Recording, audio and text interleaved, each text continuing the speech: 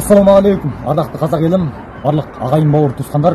Біз міне Елордада қазір бүгін қандастар мәселесі бойынша үлкен жиналыс болып, мына әр жақта былтырдан бері келген, әр жақта мына жалдамалы үйде жүрген, мына Монғолиядан, Ираннан, Өзбекстаннан келген, әр жақтан келген қандастарымыз мына Алматыда біраз отбасы бар екен, Шымкент, Ақтау, Атырау, осы Астананың өзінде 50-ге тарта отбасы бар екен. Жаңағыдай көшіп келіп былтырдан бері қарай осы өткен айда көшіп келген қандастарымыз бар.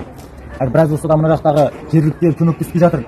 Ағаларымыз, мына басшылықта ағаларымыз көмектеспей жатыр деген соң, мына көшіп келген мына ағаларымыздың туысқандары да көшіп келіп жатыр екен. Және 5 отбасыға шамалы қолдан келгенше жәрдем беріп, қалдарын сұрап, қал жағдайларын біліп сырласып әңгімелестік. Бұл кісілер елімізге не береміз, не аламыз емес, елімізге келіп не береміз деп, осы жақтың азаматы болғай, елім жерім деп, мынау Нұрболат деген ағамыз осы жаққа келіп жатыр, үлкен отансүйгіштік қасиетпенші.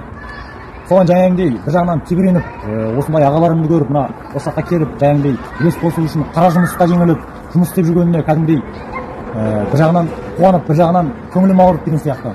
Соған барлық мына президентіміз Қасым-Жомарт Тоқаев Кемелұлы, сіз де айттыңыз былай, шетелдегі қандастарды көшіру қасиетті парызымыз деп, бұрыннан бері талай қандастардың келуіне де себепші болдыңыз.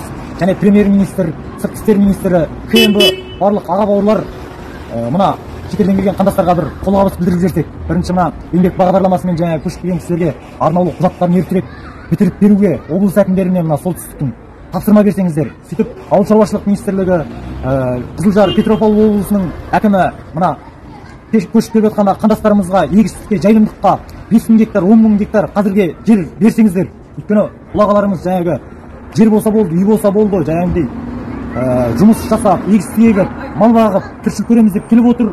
О жақтағы барлық ел жұртының дүниесін тастапшы. Соған жаңағындай толық тұрмын. Осындай мына аға бауырларымыздың осындай қара еңбекке желініп, осы жерде нәпақасын тауып жатыр әрине. Бірақ сонда да қарап тұра алмаймын мен. Бұл кісілер еш көмек сұрап тұрған жоқ. Біз ешқандай неміз керек емес, жаңағы құжаттарды үйде реттеп берсеңіз болды дейді. Маған жаңағы сеніп, мына басшылықтағы ағаларға сеніп отыр. Соған мына Шымкентте алдыңғы жылдан бастап біраз бағып отырған ешкім бар еді. Сондай қой ешкі. Соны жаңа сатуға айттым ағама. Сатып сол кісінің біраз болса да осы жұмысқа жүрген ағаларыма соны бөліске сап бергей отырмын.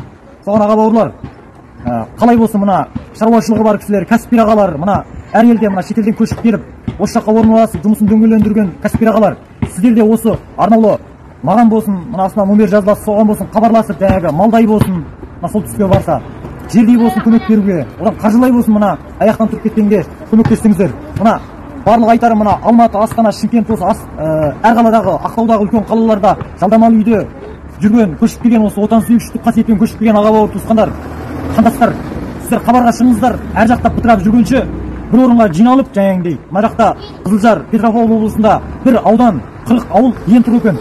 Соған жаңағындай базар ашып, үлкен жұмыс орындары ашып, егістік егіп, сол жақта үлкен бір қазақи ауыл қылайық. Соған хабарласыңыздар. Мен енді керек десе былай үйімді сатам, соған оны қағылай ерсі болар. Оданша мына кәсіпкер ағалар, былай мен енді білесіздер, ешқандай қолымда барымды аямаймын ешкімнен. Соған сіздер де енді былай алла разылығы үшін осындай елімдеп, жерімдеп отансүйгіштік қасиетпен келіп тұрған осы сияқты аға бауырларымыздан мыңы бар. Қазір осы жаққа келіп жаңағы қара жұмысқа жеңіліп, бастысы сол құжат мәселесін шеше алмай, одан жалдамалы үйде жүрген. Ондай ағаларымыздың бәрін сол жаңағы солтүстіктегі ауылдарға орналастырып, үлкен бір іргелі ауыл қылайық аға бауыр туысқандар.